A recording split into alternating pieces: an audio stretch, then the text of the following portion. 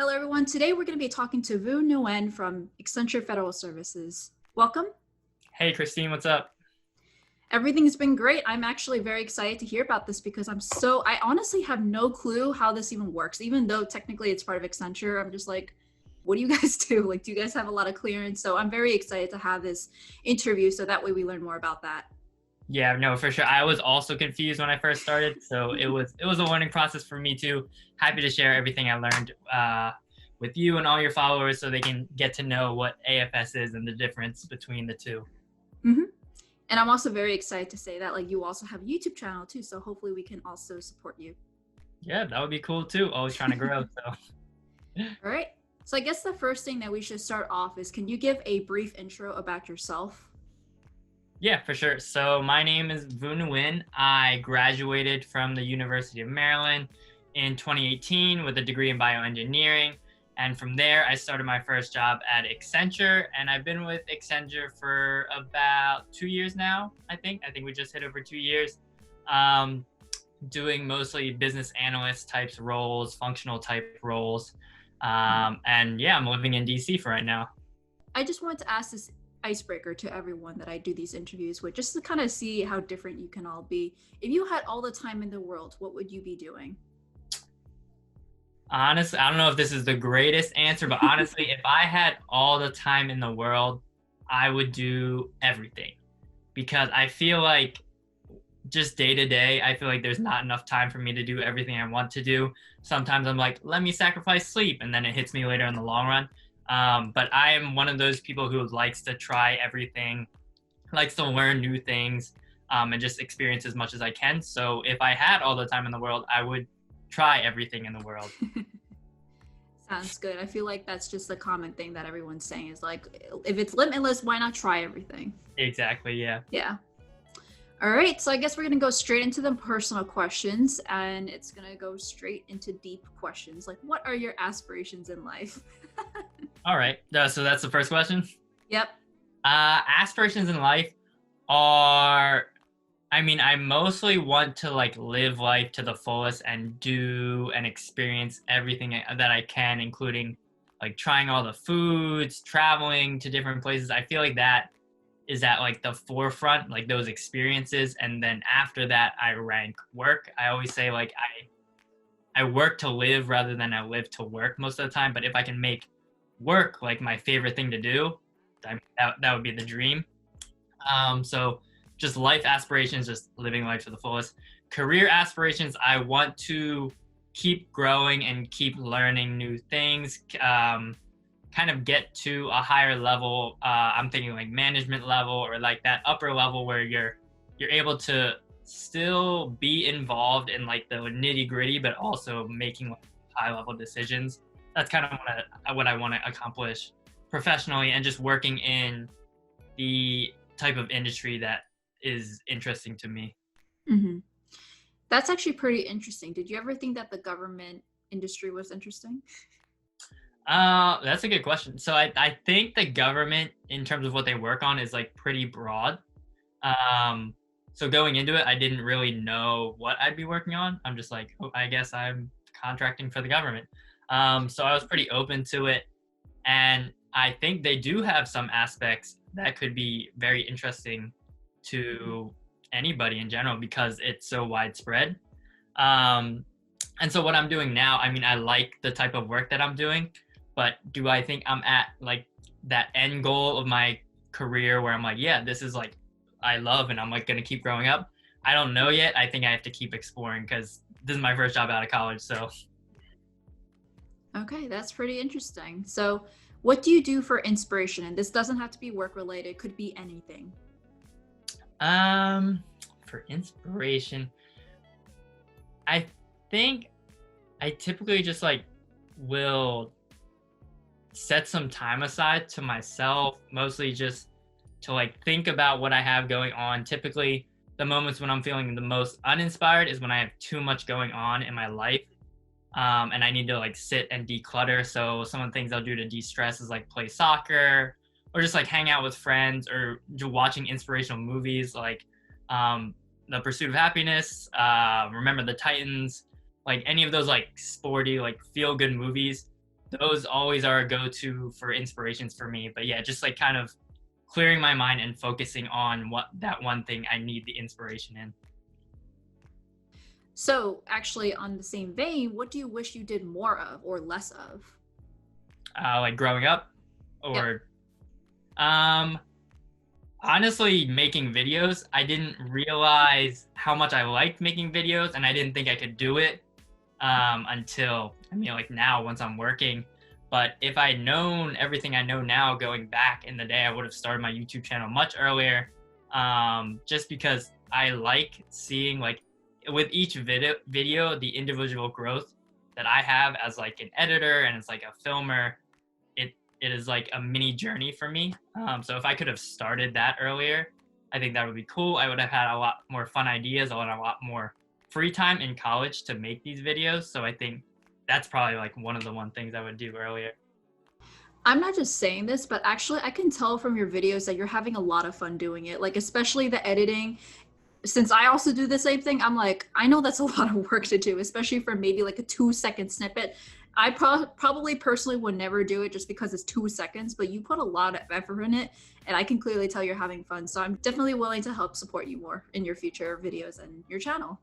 Thanks. Yeah. I think at the end of the day, to me, when I was starting out my video, obviously there's that first period where you're like, wow, like I really want to get those subscribers. But then I realized, like, if I lose like that joy of making the videos, then like, why am I even doing it anymore? So sometimes I will literally spend like 2 hours on like you said, like a 5-10 second clip, and the editing will turn out really good. And I'll be like, I saw that, I was like, oh wow, that editing's really good. But like to the normal human being, they're like, oh yeah, like that was a cool 5 seconds. Yeah, especially starting early now, it just definitely means that you're having fun. And I can clearly tell that because I know, like, it's definitely hard to do a whole video from start to end. And you also have a lot of different shots too. It's not just like one clear shot that I typically do, and it's like just cutting. You actually have like a creative direction with everything. Yeah, I try to make each one of my videos like a production in and of itself, but that does hinder me in terms of like my posting schedule. But yeah, just having fun out here. All right, so we're going to go more into the career, and actually I want to bring it back into your side hustles later on because I'm curious how you're actually balancing that as well. But first off, with your career, can you tell me more about like what you do as a job? Yeah, for sure. So as a business analyst type role working for the functional team on my project, I am mostly involved with interacting with the clients to figure out the requirements of whatever solution they need in terms of the optimization of their business processes.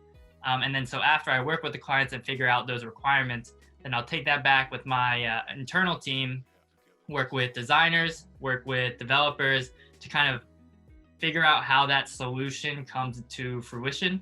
And then I'm involved in almost like all the steps along the way, making sure we're communicating between those three groups so that the solution that we build works and is what the client wanted in the end goal.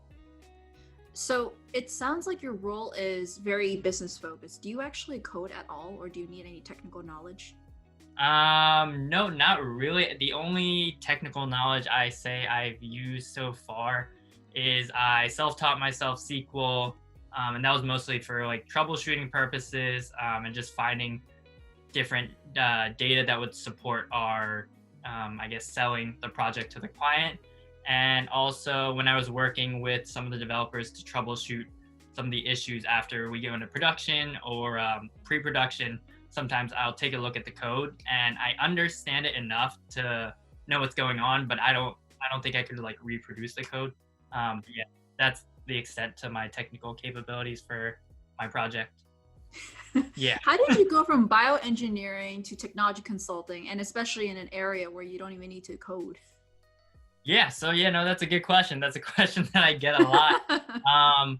So originally when I came to college, I was a biology major doing pre-med. So I was looking to go to med school. I was like 3 years in studying for my MCAT and everything. I was like halfway done studying for my MCAT, but then I started to think just about life in general. I was probably watching one of those inspirational movies and I was like, is med school what I really want to do? Because I knew I wanted to help people, but I didn't necessarily know if it had to be through being a doctor. So then I was like, okay, like maybe let me change my major. So I changed, instead of biology, I changed to bioengineering because there was still a good amount of overlap over the two. If I was bioengineering, I could still go into med school and choose to pursue that path. But once I switched over to bioengineering, I realized I really liked the way that the engineering thinking is, the way that they teach their classes. When I was a biology major, it's much more like theory based, whereas engineering is much more practicality based. And I like that practical thinking. And so once I was like, okay, maybe let's not do pre-med anymore. So I was over to engineering, and then I found out about consulting. So it took me a while to like figure out what consulting actually was. I feel like even in my first year of my job, people would be like, "What is consulting?" And I'm like, "Beats me. You know as much as I do." But I like learned about consulting and learned about the different like basically how they work, how they think, how much they have to learn, and that really appealed to me as a career. And luckily, in terms of like technology consulting, they do really like to recruit engineers. So that actually helped me out, that being a bioengineer, I was able to just directly link up with technology consulting recruiters and just pursue that path and go into consulting. But yeah, no, don't really use much of my biology background. And as far as the business part of it goes, the communication skills I kind of developed throughout my extracurricular experiences in college. But the thinking mindset does still resonate from the engineering teachings that I learned.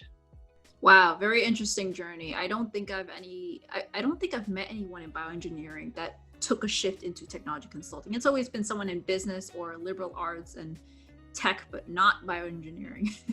Yeah, that does seem to be the typical path. Yeah. Did you want to be a doctor? Is that why you're taking like the MCATs and doing pre-med? Yeah, so growing up, I did want to be a doctor. I wanted to be like a sports medicine doctor or like an orthopedic specialist, something like that, just because I played a lot of sports growing up and getting injured sometimes. I thought it would be like really cool just to be involved in that aspect. And I could still like combine my passion of sports with my career in medicine. So that's kind of why I was pursuing pre-med. Mm-hmm. But that's all fine now because you're still doing sports on the side, just as a hobby right now. Yeah, exactly. Yep. Mm-hmm. So that actually brings to the question of like, why did you end up going for Accenture Federal Services? Did you fall into it, or is it something that you actually wanted to do? So when I was learning about like consulting in general, my roommate, his sister actually worked for Accenture. And so he was the one who actually introduced Accenture to me as a company. And I like did my research on them, and I was like, oh, like this company's like really interesting. I saw that they're like also a big company, which I knew like coming out of college, I wanted to work in like that big company feel. I always wanted to work like a big city, big company. And so that's kind of how I was introduced to Accenture. As far as the Accenture Federal side goes, it's because of my location at the University of Maryland.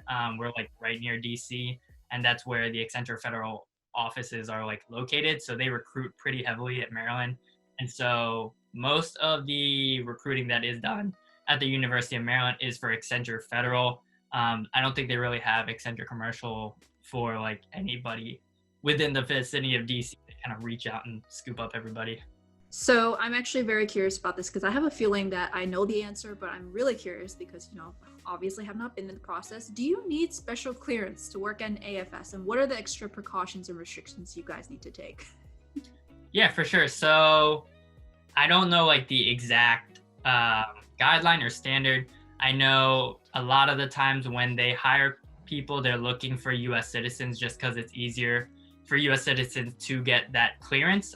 Most of the projects do require a clearance, but you don't need to have a previous clearance before starting with Accenture Federal Services. A lot of the times the project will sponsor you to get that clearance.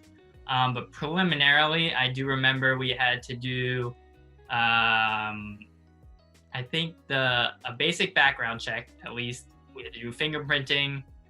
And then depending on the security clearance type that you have, then you take those extra steps of you have to fill out like this form that asks you like all about your life, diving deep back to like like the start of your memory, and literally they interview like the contacts that you put down, and they just look into everything that there is about you just to make sure that you meet the security requirements to work on the project. Wow. And that's like per project, right? It's not just like before you even joined. Yeah, so it's per project. So you can be hired and technically not qualify for like most of like the security clearance type stuff, but for, I would say, 90% of the projects that I've seen, you need at least some sort of like basic security clearance to work on it, just because it's working with the government's information. And are you seriously limited if you can't pass that clearance? Is there a possibility you might actually get fired then? I feel like they might do their vetting before they hire you. But also I do know, like in the case that were to happen, there are internal projects on the Accenture Federal side, and I think if you were somehow limited in getting those security clearances, you could always join one of the internal projects. I've seen a lot of people just join those projects, not because they're limited capabilities, just because like they do need some people managing the internal side of Accenture Federal Services as well. So I have a question on what makes AFS different than other consulting firms focused on commercial clients? Yeah, so I guess the biggest difference is that AFS doesn't really deal with commercial clients. AFS just deals with government clients. So in terms of that, you don't have as much travel as consulting firms who work with commercial clients. And in that sense, it's, I guess, less benefits of working with commercial clients. For example, there's no like per diem, or like they don't cover your travel expenses or cover your expenses as easily as some of the other consulting firms that work with their commercial clients. But on the other hand, a lot of people say the work-life balance is a lot better if you work for Accenture Federal Services, because you pretty much know you're going to be like somewhere in the Maryland, DC, or Virginia area. So in terms of finding like a place to live, settling down, just establishing like friend groups, I know a lot of people do like the fact that they know, oh, like I'm going to be here for a couple of years. Like they like that they can do consulting without all of the traveling. So when you say that there's not much traveling, does that mean that you're like working from home, or you're going to their office, which should be of commute distance? Yeah, so we would be going to the office of wherever the client is, and that is typically within a commutable distance, but commutable distance they deem as like a 2-hour drive. So it can still be pretty far. And so I know a lot of people, when they first start with Accenture Federal Services, the headquarters is in Arlington, Virginia. And so a lot of people get a place to live in Arlington, Virginia, but then they might get a project that's like in Baltimore, which is like an hour and a half away. So pro tip, if you are hired with Accenture Federal Services, I would kind of wait to see where your project's at. I got lucky, my client site is in DC, I live in DC, so it's actually closer for me to go to my client site than to go to the headquarters. So do you at least get like a mileage reimbursement if it's 2 hours? That's pretty long.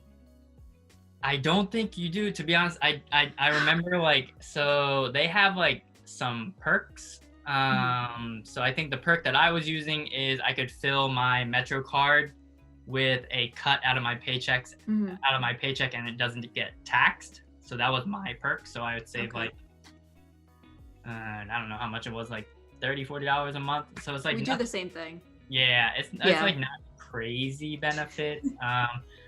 There are certain projects out there, like, so yeah, like for these general guidelines, it's not the end all be all. There are other projects out there that I've heard of where if they're hosting both AFS and Accenture commercial resources, then they will cover travel, because some people aren't from around the area, so they have to fly you in. So in those ones, they cover travel and the types of expenses. But I say for the majority of cases, they consider like that 2-hour commute. They're like, yeah, that's normal. But yeah. Wow. So also speaking of which, when you say projects, how long could a project be? Because if I have to do 2-hour commute every day for 2 years, I don't think I can handle that. Yeah. So yeah, I think a lot of people have the same mindset.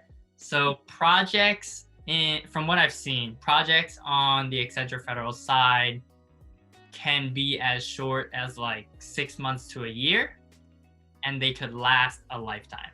So Wow. the project that I'm currently on, I've been on the same project for 2 years.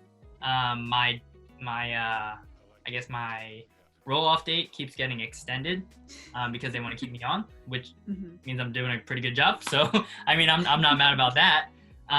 But some people on my project have been here for 15, 20 years. And other Wow. people after like a year. So they say like for your first project, you should work at least a year, then you can figure out what you want to do. But you know, some people 6 months, a year, they're like, this isn't for me. I'm going to change projects. 15 years on the same project. Yeah. At that point, it's just like a career. So yeah. That's crazy. I mean, I can understand that because I also have a nonprofit client, not necessarily the same, but very similar in terms of the kind of politics they have to deal with. So it's just that one was meant to be a short project. It ended up being extended to be 2 years, and that's like longer than most of the same kind of scope our project has.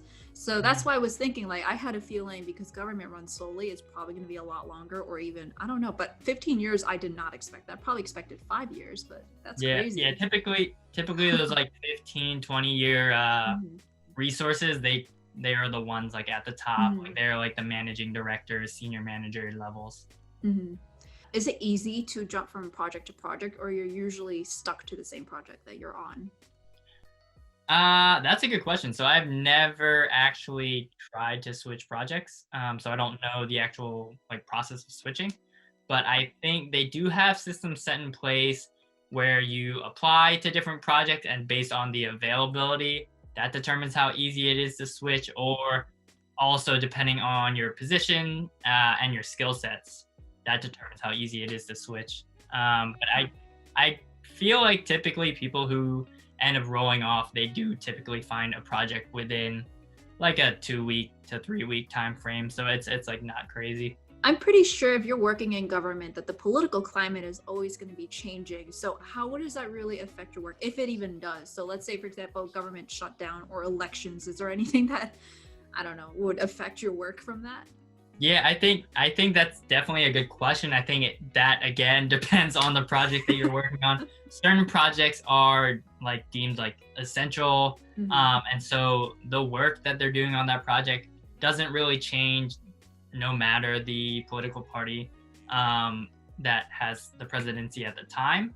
And that's I haven't worked through a presidential election yet, but that's kind of the feeling that I get, where it's like these projects are like gonna happen regardless. So you're gonna have to do the work either way. And then same thing with the shutdowns. It depends on the department you're working for. Certain departments are considered essential, so even if they shut down, you still have to work. Whereas other ones, if the government shuts down, then you're also shut down for a little bit. Yeah, these are like the deets that I was always interested in knowing. I feel like I'm talking to like someone in FBI right now. You know, I wish I could give you more specific answers, but honestly, it is so different between project to project. So yeah. So what is your most and least favorite thing about working in AFS? So I guess my most favorite thing about working with AFS is like the people that I've met so far on my journey have all been very helpful, very supportive, very kind. And I couldn't have asked for anything better coming out of college, starting my first career. And I've definitely learned a lot. And I also did like the fact a little bit that when I moved down here, because I wasn't traveling so much, I was able to like start up like a soccer league, or like start playing in like a soccer league, and like get to know what's around me. And like on weekends, I could kind of explore the city. And I honestly, DC was a cool place to be starting out because there's so much to do around here. So it was nice to be here, and I could just like explore around, get to know my surroundings. But that kind of goes hand in hand with my least favorite part about it, is that I thought I would be traveling more as a consultant. And with Accenture Federal Services, you don't travel as much. So I do kind of miss that part, or would have liked that part. Commercial consulting, just that traveling aspect, just seeing new things. But I've also heard that does get hectic, that does get overtime. So just appreciative to have the job that I have more. Yeah, this is where it's like you either get good work-life balance or you travel a lot. It's just you never can get both at the same time. Yeah, you don't really have that balance. Yeah. Mm-hmm. Do you see yourself in technology consulting short-term or long-term? So I would say, so even when I first got into consulting, I didn't necessarily know it would be technology consulting. I do like to work with technology. I like to work on like the best and brightest things. So technology consulting kind of lined up perfectly with that.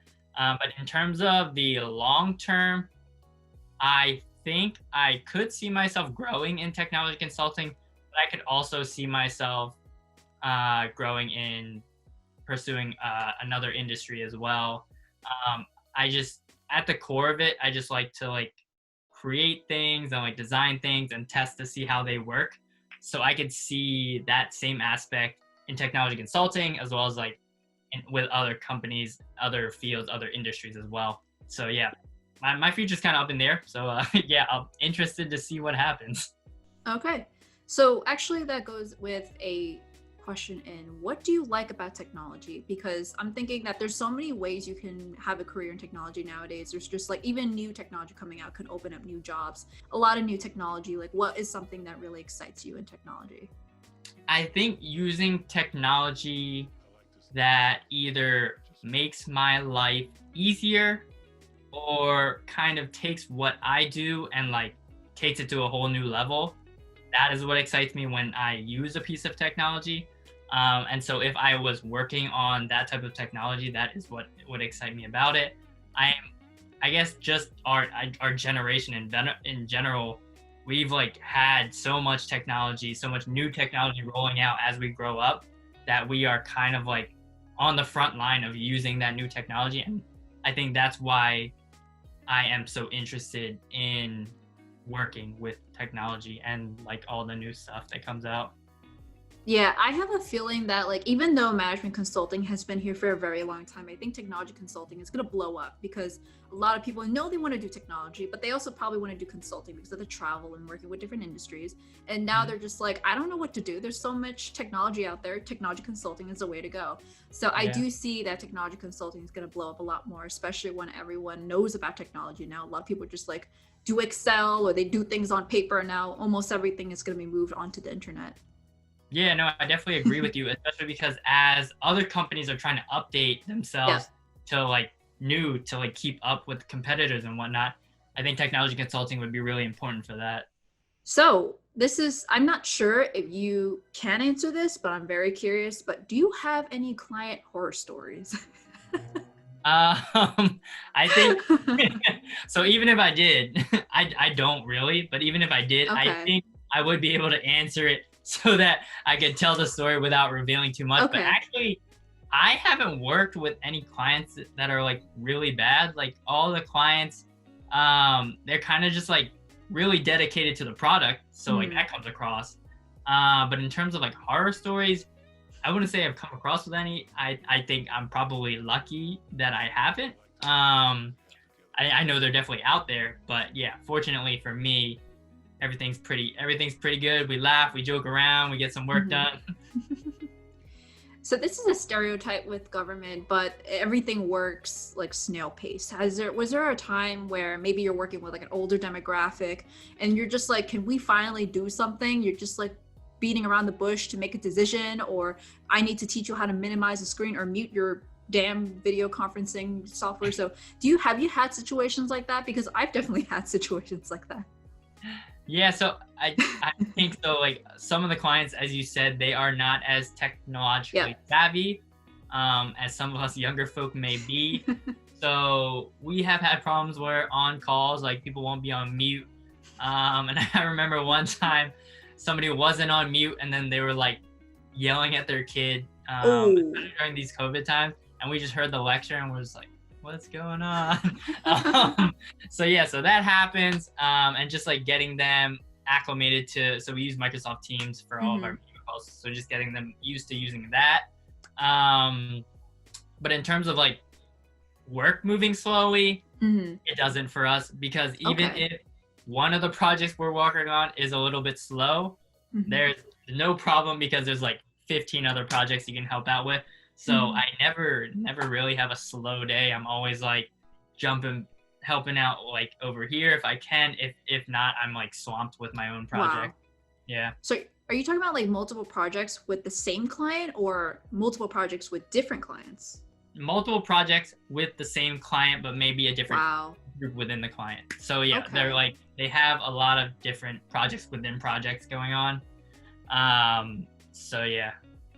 Wow, that's definitely different with me, at least, because we have one project that we're staffed on for one client, and there definitely are other projects sometimes out there for different things, but I can't be on their projects. I have to be on my project because that's where my hours are billed to. So that's very interesting that you're probably billed to the client, not to the project. Yes and no. We can have multiple billing codes within for the same client. So for example, a little while back, I was working on 3 different projects at the same time. So I had 3 different charge codes depending on what I was working on, and I just split my time accordingly. And I know with Accenture Federal Services, because it's the government, the time recording is a little bit more strict and a little bit more important just in terms of their budget. So I'm literally recording like every hour that I work. So it's like, I started this time, I ended this time, there was a break at this time. Yeah.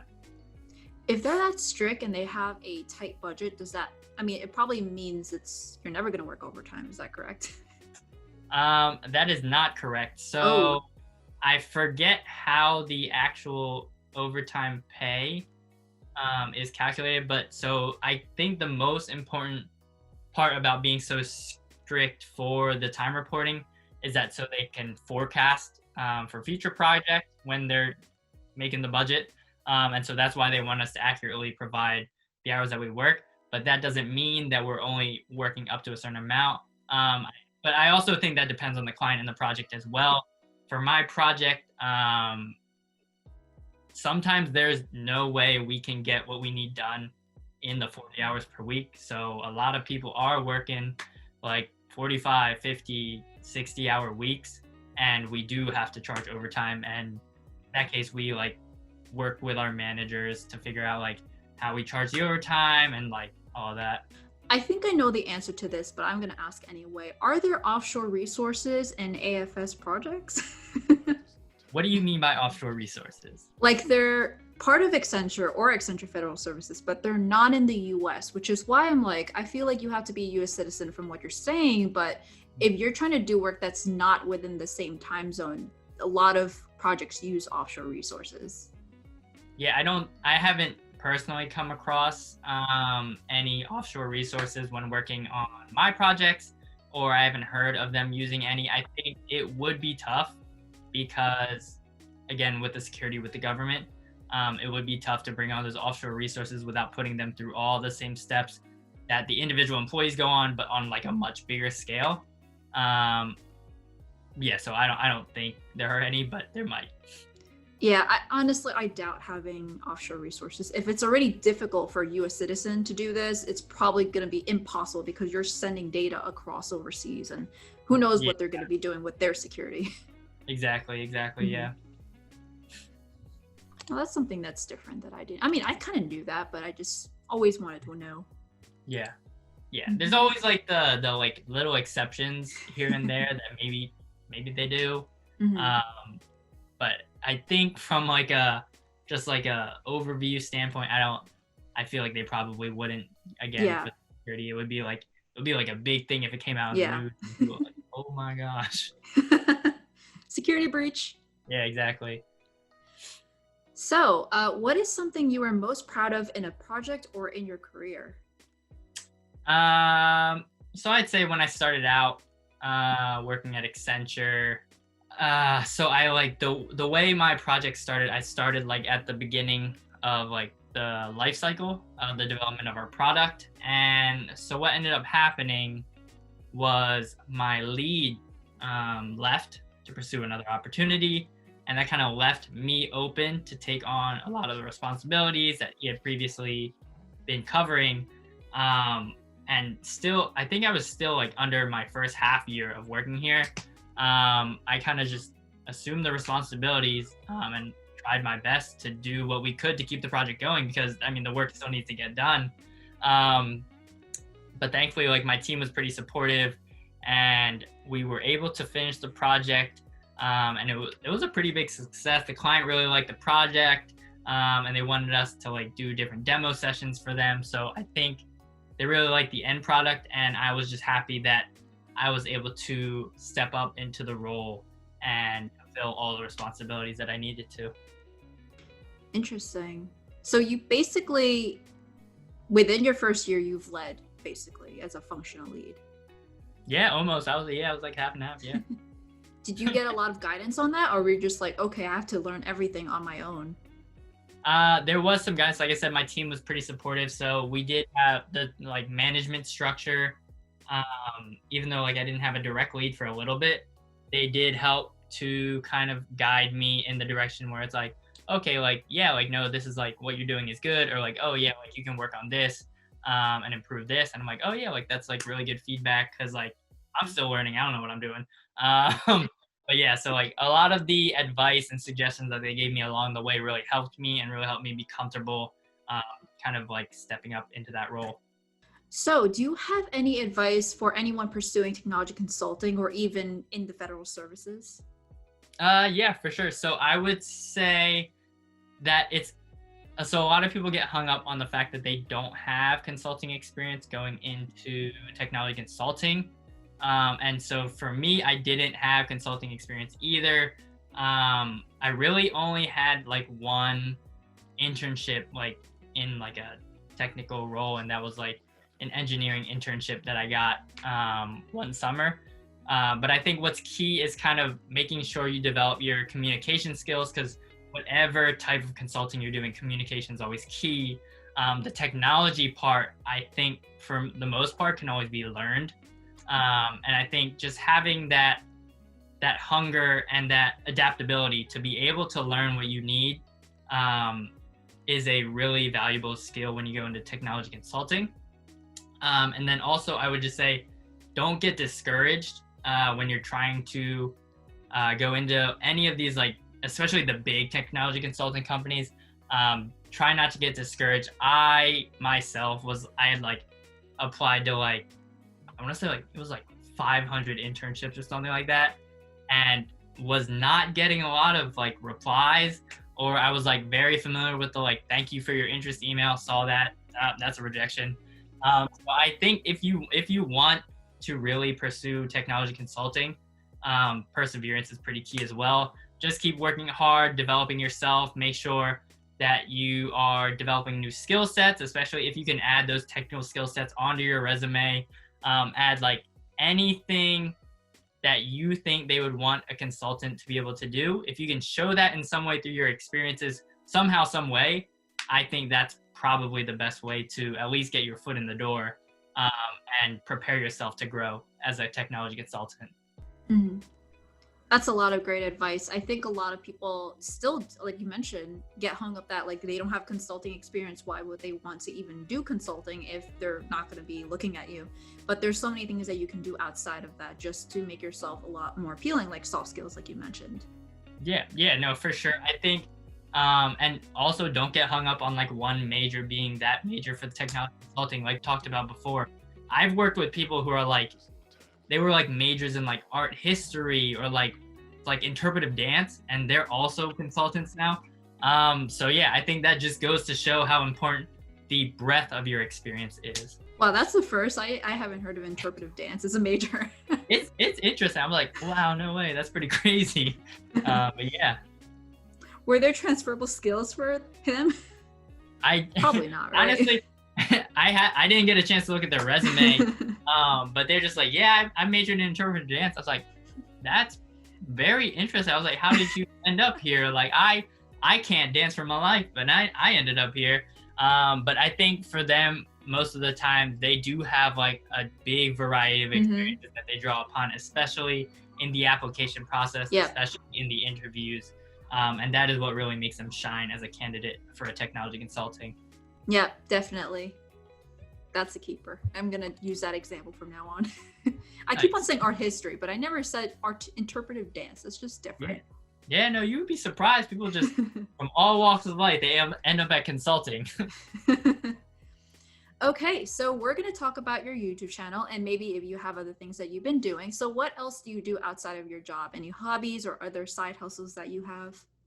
Yeah, for sure. So yeah, I do have a YouTube channel. We're slowly growing. I think I'm going on like 7 months of the YouTube channel now. I don't really have a niche yet, still figuring that out. I kind of just make the videos that come to mind and I'm like, oh, that'll be a fun video, that'd be a cool video. Make it, put it up, hope it does well. So yeah, if you guys want to check out my YouTube channel, that's Vu the Voyager. I try to put out videos every week. I'm pretty good about it when I have time. And then aside from creating these YouTube videos, in terms of side hustle, just making more money, I do resell sneakers when I'm able to get them. I invest in stocks. That's something I've been learning more about. Just like it's just very interesting to me to be able to know how to predict stocks, how like the different companies work, all that business stuff that I never learned in college. I kind of just learned that on my own. You had a video Also, on day trading too. I do have a video on day trading. Yeah, you should check that out because day trading is definitely not the easiest, but it is very fun. And it's very fun to see somebody else day trade first before you start day trading for yourself. And then, yeah, as well as that, thinking about getting into real estate, who knows, maybe we'll do that. And if YouTube becomes a side hustle, wouldn't complain about that either. In terms of hobbies, I like to play sports. Soccer is probably my favorite sport. So I do like to play soccer a lot. I'll hang out with friends, play video games. So if if I do have any time to unwind, that's what I'd be doing. But yeah, Are you in any soccer leagues right now? right now with the pandemic, I am not. Just because I don't think so. Some of the leagues may have started up at a limited capacity. I personally don't think I would feel very safe. Not saying that like the people who are playing in the leagues are unsafe, but it's just you're in contact because you're playing different people every week. So just if we're just doing a numbers game, the amount of people you come in contact with, it's just like a very large number. And for right now, I just don't really feel safe playing. I do miss it a lot, so I'll like go out and kick the ball around by myself, but it's not the same. But yeah. Yeah, that's actually something I've noticed that probably because you're in AFS, you can do something like a soccer league. For people like in the commercial side, there's never a guarantee, and we're probably only can maybe guarantee less than 25% of all of the games, if anything. So it's just like a lot harder to do something locally if you even want to. Yeah, that was like a big part of like establishing myself around DC was I can like on a weeknight I can go out and play soccer and know that if I sign up for like an 8-week league, I'll be able to make all 8 games because you're paying like $100 for these leagues. So if you can't make like most of the games, then it's kind of rough. Yeah, I just remember I'm just like getting triggered from when I'm trying to buy the movie ticket for Avengers. I couldn't even do that because I don't even know I'm gonna be on site or not. So it's just like those little things really piss me off. But you know what? It comes with the job. I didn't even know that would be a thing to consider. But now you're saying I'm very lucky that I work for AFS. If I had to miss an Avengers premiere because I had to like travel back for work, that wouldn't go over well. Yeah, I've had to miss like birthday parties for that same reason. So I'm just give or take, but I'm lucky that I don't even have to travel that much to begin with. But the times I do have to travel, I'm just so sad. Like, why does it have to be this week? Yeah, it'll come at like the most inconvenient times. Yeah. All right, so tell me about your journey on YouTube. I know you started about like 7 months ago, but why did you start? I mean, like you probably started before, but then only became a little bit more serious lately. But tell me, like, why did you start to do it? Like, did you just randomly want to do it because of quarantine? Like, you have extra time on your hands? And how was your journey just growing and learning more about how to do video editing and finding all these cool video concepts that you're doing? Yeah, so I think I had started casually editing maybe a year or two ago, and I kind of just made travel videos based off of the trips I would go on with my family. And that was just mostly just cutting together clips and overlaying a copyrighted song that I liked, which is like everything that you can't do on YouTube. But then right when I had been thinking about making a YouTube channel, because I wasn't big on YouTube growing up. I kind of got more into YouTube when my brother started trying to get me involved in the sneaker business. And the fastest way for me to learn was to watch all these videos on YouTube. And that's how I kind of got more acclimated to the YouTube culture.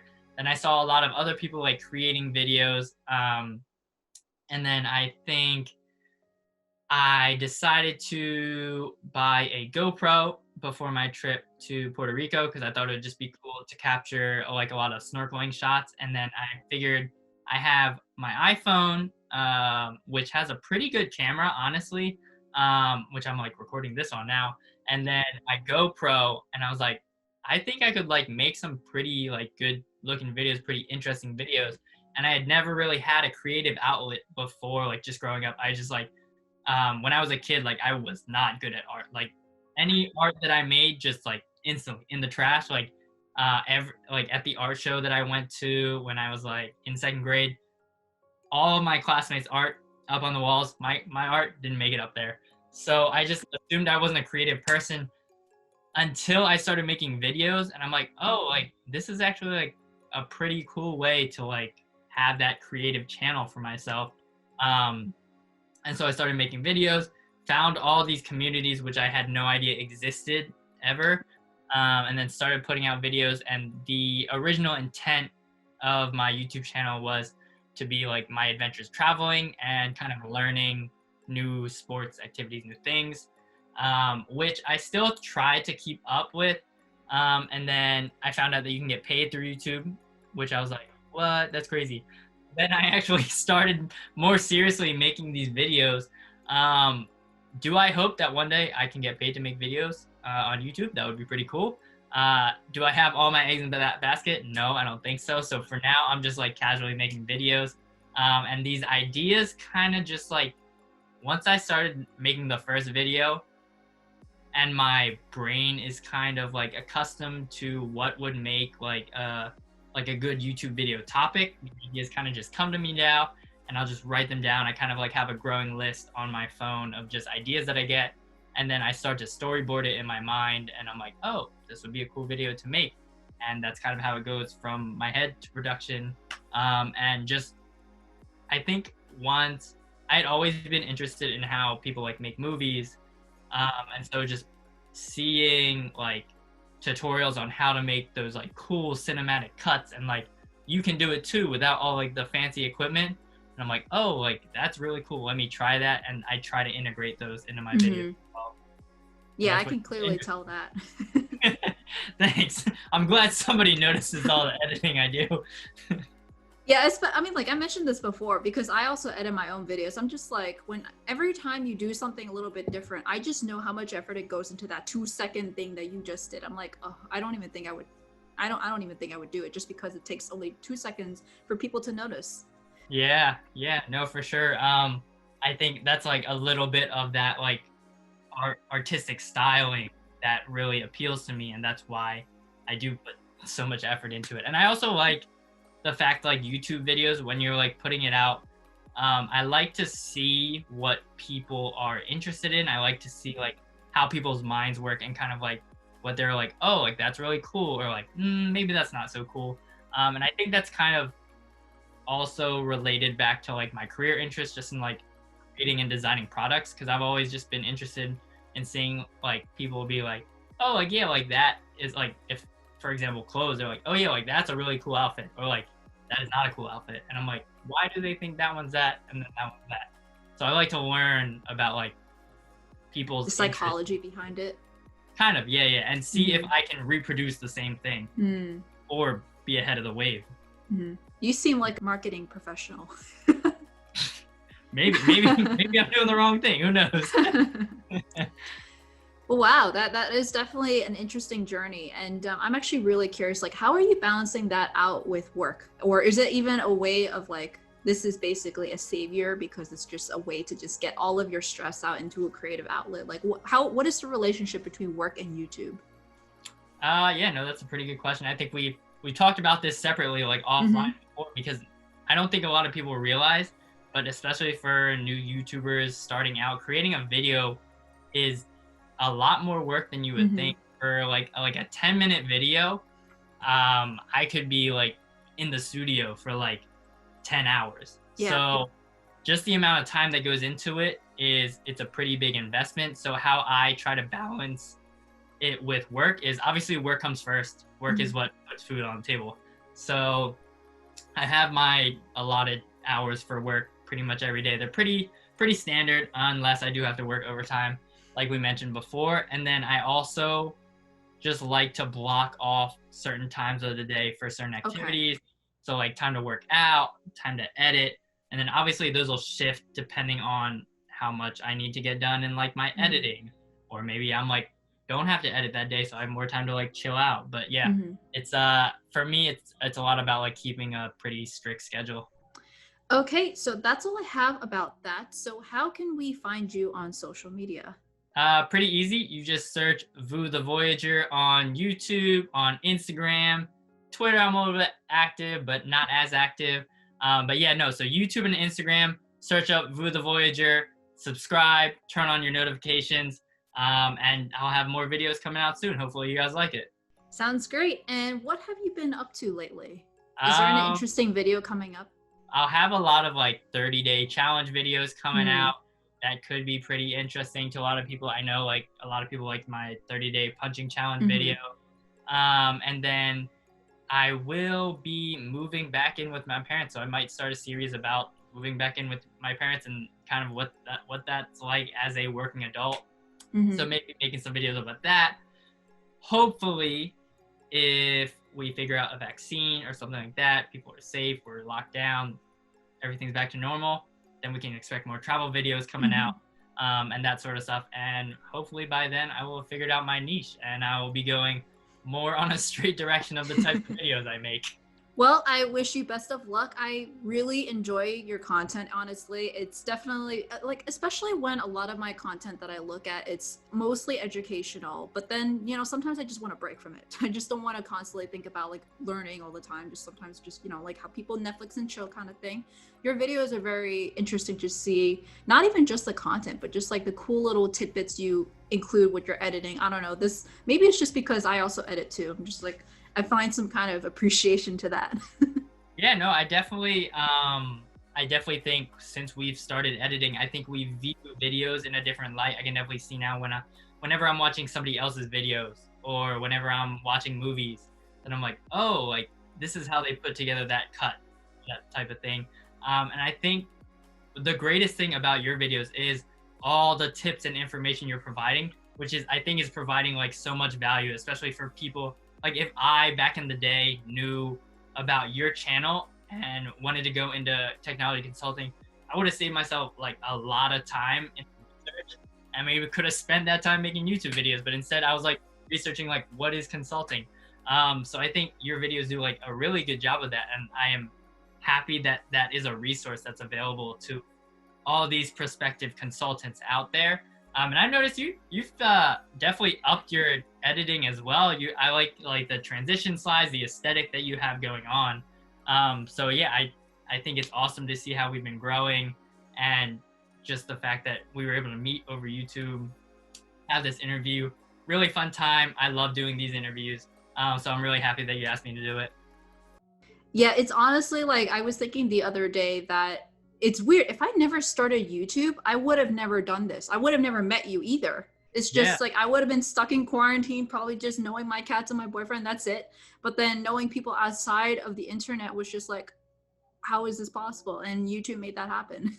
Yeah, and yeah, no, it's crazy. I didn't realize like the community Hmm. aspect of YouTube. I thought it was just like people make videos and then that's pretty much it. But yeah, no, Yeah. just meeting all of you guys, like we're in like some pretty supportive groups Hmm. as well for YouTube. And so just seeing like everybody coming together, supporting each other, I think that's really cool that it's happening. All right, that's all I have for this interview. And I definitely learned a lot. It was very interesting, even though a lot of people might just think like, oh, it's government, there's not much that you can think about. But like, especially coming from the commercial side, I found a lot of the things that we're talking about, even though we have very similar jobs, it's very different in so many ways. So Yeah. thank you so much for being on. And I definitely want to support your channel. I hope everyone who is listening to this can support your channel. Yeah, thanks for having me. Always great. Love the interview. Love the questions. And it honestly had me thinking about some things that I had never thought about my job. Yeah, so definitely subscribe to Christine. Turn on your notifications as well. And if you want to see what kind of state my YouTube is in, then you know where to find me. All of his links are down below. His Instagram, his YouTube channel, maybe your Twitter. I don't know. You're like We'll dabbling just on go that. Instagram and YouTube for now. Okay.